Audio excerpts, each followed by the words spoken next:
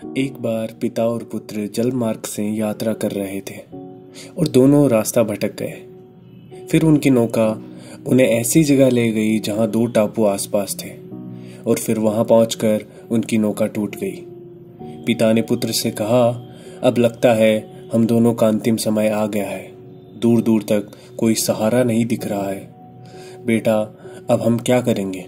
अचानक से उन्हें एक उपाय सूझा।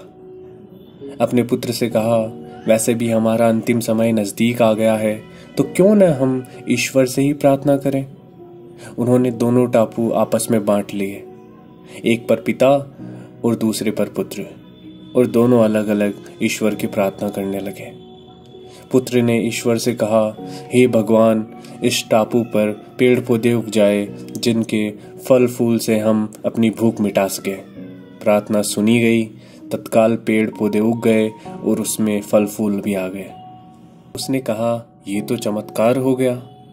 फिर उसने प्रार्थना की कि एक सुंदर सी स्त्री यहाँ आ जाए, जिससे हम यहाँ उसके साथ रहकर अपना परिवार बसाएं।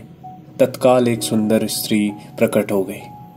अब उसने सोचा कि मेरी हर प्रार्थना सुन रही है, तो क्यों न हम ईश्वर से यहाँ से बाहर निकलने का रास्ता मांग लें। उसने ऐसा ही किया। उसने प्रार्थना की एक नई नाव आ जाए जिसमें सवार होकर हम यहाँ से बाहर निकल जाए। तत्काल नाव प्रकट हुई और पुत्र उसमें सवार होकर बाहर निकलने लगा। तभी एक आकाशवाणी हुई, बेटा तुम अकेले जा रहे हो, अपने पिता को साथ नहीं लोगे? तो पुत्र ने कहा, उनको छोड़ो, प्रार्थना तो उन्होंने भी की होगी, लेकिन आपने उनकी एक भी नहीं सुनी।